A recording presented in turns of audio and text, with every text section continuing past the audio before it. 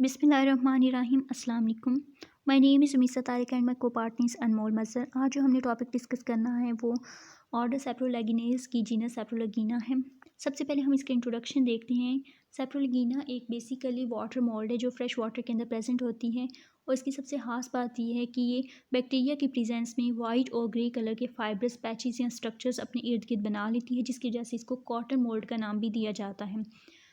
इसकी ऑकरेंस ज़्यादातर fresh water में प्रेजेंट डाइंग प्लांट और एनिमल मटेरियल है, जहाँ से ये अपनी फूड को हासिल करती है। क्लासिफिकेशन की बात की जाए तो किंगडम क्रोमिस्टा में इसको प्लेस किया जाता है क्योंकि इसकी सेल वॉल सेलूलोज की बनी होती है। Phylum oomycota, class oomycetes, order saprolegniales, family saprolegniaceae and genus saprolegnia है। डायग्राम में यहाँ शो किया गया है एक कॉटन मोल्ड को, जहाँ पे इसकी हाइफी लॉन्ग एक्सटेंड किए गए हैं और एक वाइट और ग्रेइश कलर का स्ट्रक्चर इसके इर्द गिर्द बना हुआ है, जो कि बैक्टीरिया की प्रेजेंस को इंडिकेट कर रहा है और बिल्कुल एक कॉटन लाइक स्ट्रक्चर ये शो हो रहा है। इसका करैक्टरिस्टिक्स की बात की जाए तो ज़्यादातर इसकी जो स्पीशीज़ हैं वो मल्टी सेलुलर यूकैरियोट्स हैं, लेकिन चंद एक सिंगल सेल भी हैं।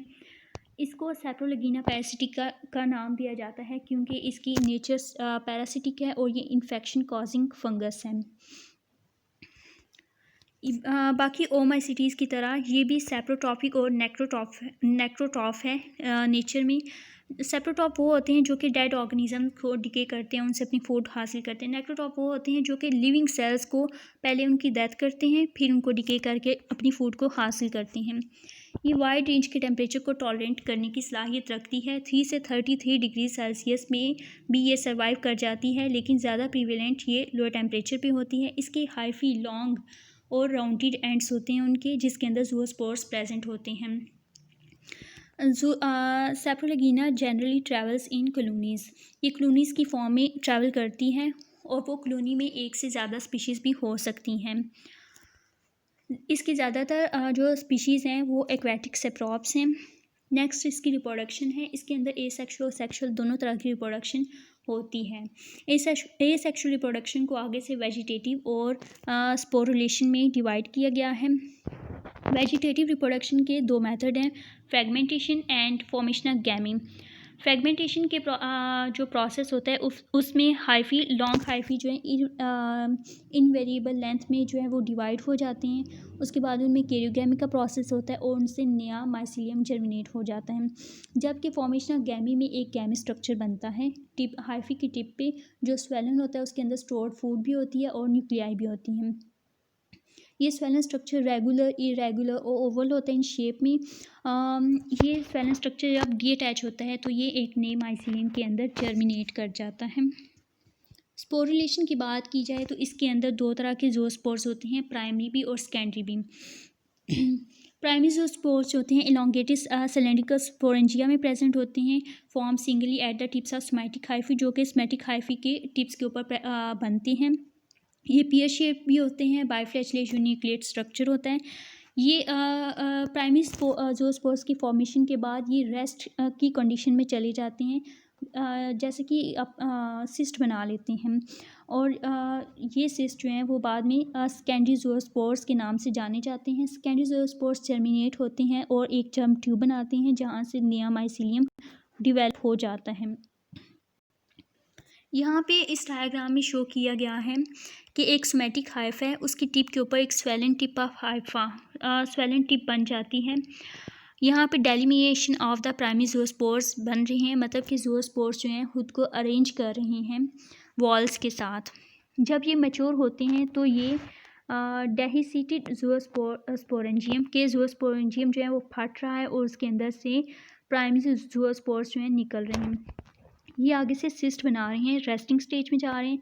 सेकेंडरी ज़ूओस्पोर आगे से बाइफ्लैचेलेट है, ये आगे से रेस्ट स्टेज में जा रहा है और यहाँ से जर्मिनेट होके एक सेकेंडरी ज़ूओस्पोर बन रहा है जो कि एक न्यू माइसीलियम को आगे से बनाएगा।